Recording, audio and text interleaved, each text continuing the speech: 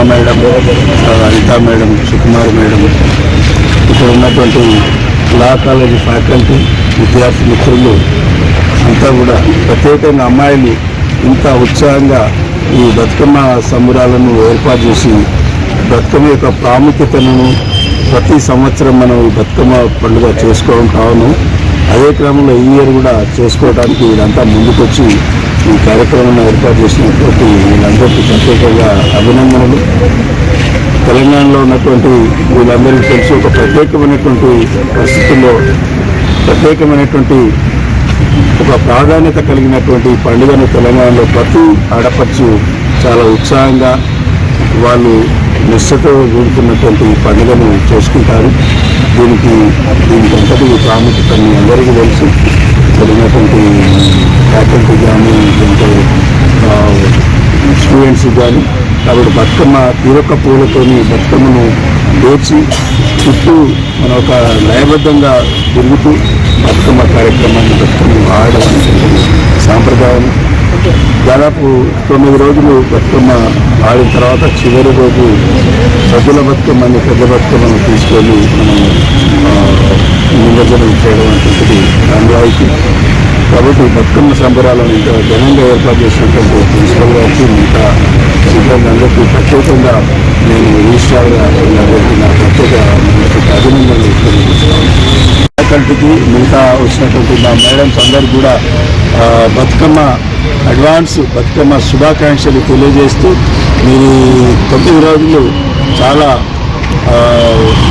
సంబరంగా లేదంటే సంతోషంగా ఈ పండుగను జరుపుకోవాలని చెప్పి మీ అందరినీ అభినందిస్తూ నేను సెలవు.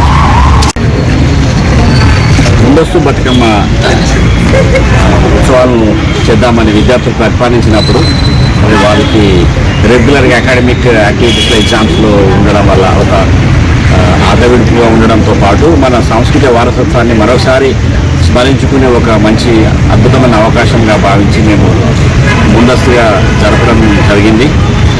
మరొక కారణం, ప్రధాన కారణం 4 రోజుల్లో హాస్టల్స్ కూడా దసరా సెలవుల రీత్యా మోయబోతున్నారు కాబట్టి మేము ముందస్తుగా దీన్ని సెలబ్రేట్ చేయడం జరుగుతుంది.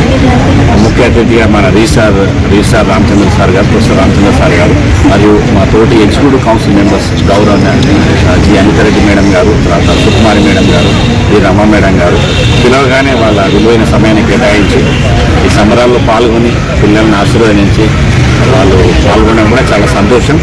ఈ ప్రతి సంవత్సరం ఇలా జరగాలని కోరుకుంటున్నాను. Thank you. బతుకమ్మ సంబరాలను నిర్వహించడం జరిగింది. ముందుగానే బతుకమ్మ వచ్చిందా అన్న సంతోషం పిల్లల్లో చూడడం జరిగింది. మనకి బతుకమ్మ అనగానే ఇది తెలంగాణ పండుగ. ఇక్కడ తెలంగాణ పండుగ అనడమే కానీ మనకి విదేశాల్లో సైతం ఈ పండుగను నిర్వహించుకుంటూ ఉంటారు. జాతీయ స్థాయిలోనే కాకుండా అంతర్జాతీయ స్థాయిలో కూడా ఈ బతుకమ్మకి ఒక ప్రాముఖ్యత ఉంది. ఎందుకనంటే ప్రతి పండుగలో అమ్మవారికి కానీ దేవుడికి కానీ పూలను పెడుతూ ఉంటారు. కానీ ఈ పండుగ యొక్క ప్రత్యేకత ఏంటి అని అంటే పూలనే దేవతగా పూజించే ఒక సంస్కృతి సాంప్రదాయం మన తెలంగాణ వాసులకి ఉంది. అదొక గొప్ప విశేషము.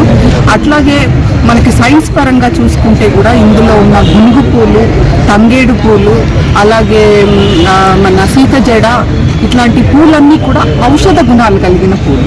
సో ఈ పండుగ కూడా ఎప్పుడు వస్తుంది అని అంటే వర్షాకాలం దాటగానే వర్షాకాలం మధ్యలో ఇలా వస్తూ ఉంటుందని. సో దీనికి ఒక ఏంటి అని అంటే విశిష్టత, ఈ పూలన్నీ కలిపి ఎప్పుడైతే నీళ్ళల్లో నిమజ్జనం చేస్తామో మనకి దాంట్లో ఔషధ గుణాలు అనేవి అన్నీ అందులోకి ఇమిడి అటువంటి మంచి వాటర్ మనకి రావడం జరుగుతుంది. అంటువ్యాధులు అనేవి ప్రబలకుండా చూసుకునే అంటే దీంట్లో చాలా రకాలుగా ఉన్నాయి. అలాగే గౌరమ్మను చేస్తాము. ఆ గౌరమ్మ ఏంటి అంటే మనకి అందరికీ మహిళలకి ఏంటి అంటే తన పసుపు కుంకుమల్ని నిలుపుకోవడమే కాకుండా ప్రతి ఒక్క స్త్రీ తన తోబుట్టుగా భావించి తన పసుపు కుంకుమలు కూడా నిలవాలి అని మనస్ఫూర్తిగా కోరుకునే ఒక మంచి పండుగ.